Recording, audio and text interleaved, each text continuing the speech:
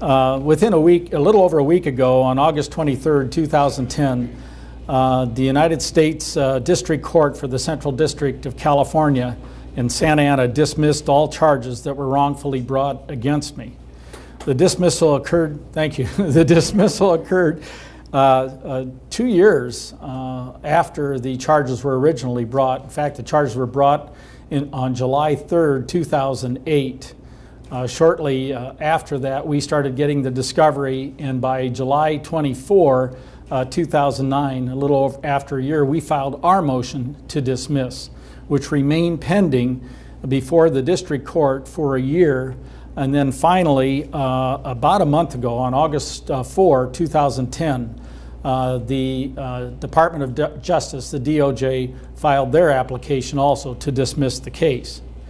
I'm just going to lay out a little bit of background, not because I want any recognition, but I think to say that I've been following, I think in my lifetime, a proper path.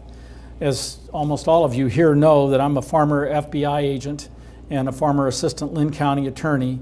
And the combined years in service for those two is just short of 7 years. During that time, I feel that I performed my duties exactly as I was asked to perform, and I had absolutely no negative feedback during that entire time about my service to either agency. I have a good relationship with both those agencies today, despite what just recently happened to me. Additionally, I want to mention that I've practiced and been a licensed attorney in the state of Iowa for 41 years, and during that entire period of time, I've never had any complaints of any kind made against me. I have an unblemished record with the Bar Association, and I think it can be shown that I've practiced in state and federal district courts throughout the upper Midwest, and I believe I've had a very good relationship with the entire legal community as well as the courts in those jurisdictions.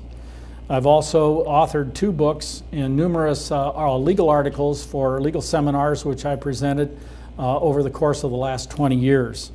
Additionally, I am currently the president, CEO of Enlightened Technologies, which is a company that my son and several others founded back in 1994 as LawCheck. Essentially, this is my statement. It's great news to finally be completely exonerated of the charges that were wrongfully brought against me in the first place. I wish to express my gratitude to the court, the Honorable David Carter, the United States District Judge, for patiently hearing the arguments and diligently reviewing the evidence in this case before granting the dismissal of the indictment against me. Plus, it is difficult to reduce to words the deep sense of appreciation and respect that I have for the legal work performed on my behalf by my California attorney, John D. Early of Irvine, California. His full assessment of the evidence of this case, coupled with his research, writing, advice, and arguments, were absolutely outstanding and without peer.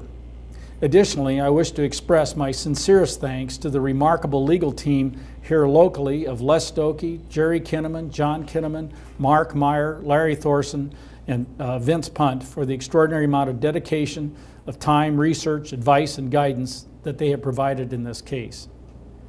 A special debt of gratitude I would like to pay to the United States Attorney General, current United States Attorney General Eric Holder and his staff, particularly Mr. Dennis McInnery, Chief of the Fraud Section, Steve Linick, Deputy Chief of the Fraud Section, and David Bybee, the trial attorney of the Department of Justice, for taking the time to re-examine the evidence in this case and for conducting a separate inquiry into the facts before filing the government's application to dismiss.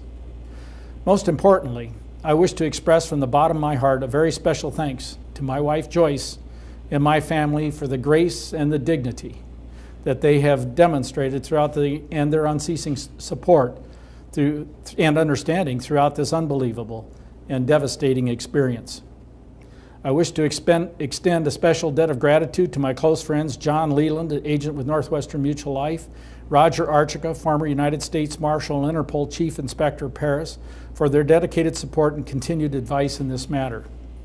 In addition, I would like to thank the many individuals who came forward to provide testimonials and letters on my behalf, including the Honorable Robert Ford, District Judge, retired, Dick Heth, Special Agent, retired from the FBI, Bernie Brown, Special Agent of the FBI, retired, John Schwiebert, Special Agent of the FBI, retired, Mike Marlin, Special Agent with the Iowa DCI, Department of Criminal Investigation, retired. Mike Sheehy, former Assistant Iowa Attorney General. Father George, retired. Reverend Bill Harnish, community leader. Dennis Bloom, former United States Marshal and former Lynn County Sheriff. Dr. Wayne Alberts, neighbor and MD. Dan Meyer, Rockwell technician and neighbor. Jerry Chafee, former Vice President of Diamond V Mills.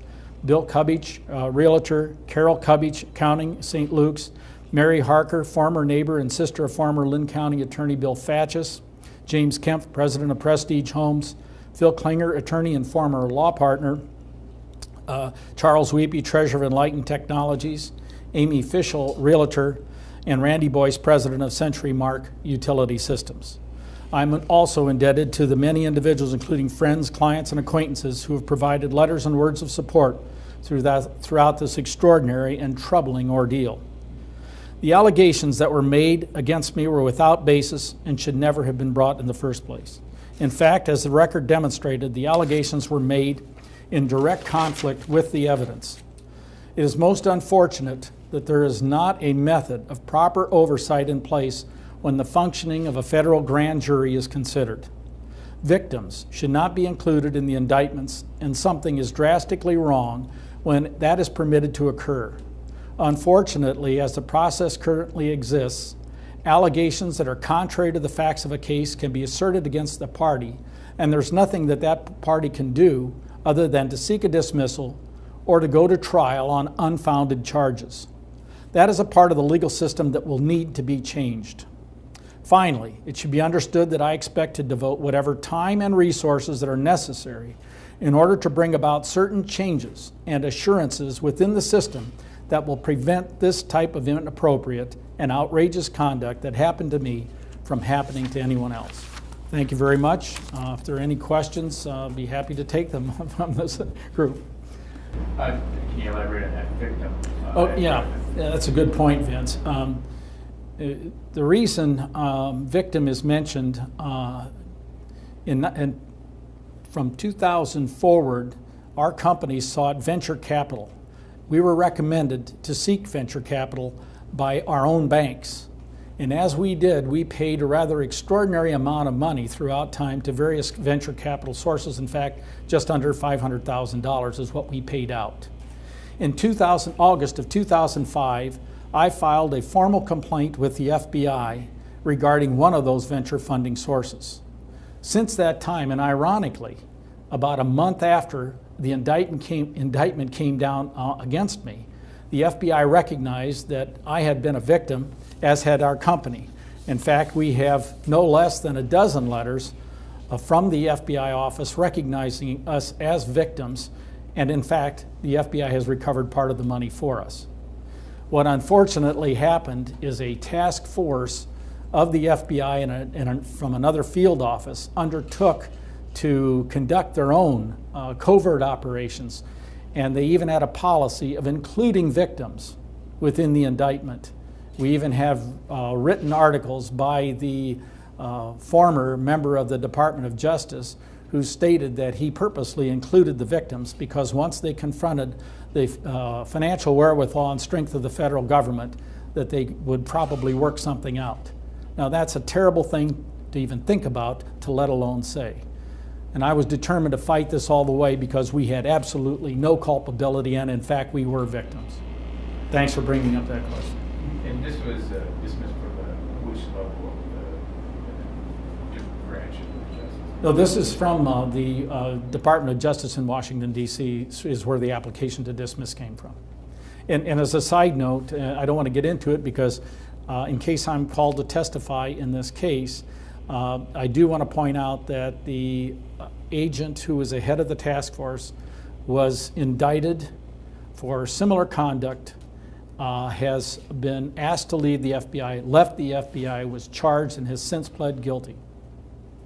So it was unfortunate that this happened, but I do plan on dedicating a good share of my life, and I've already opened the doors to the United States Senate Judiciary Committee and the United States House Judiciary Committee to see if they can conduct an investigation and be sure that something like this doesn't happen to someone else.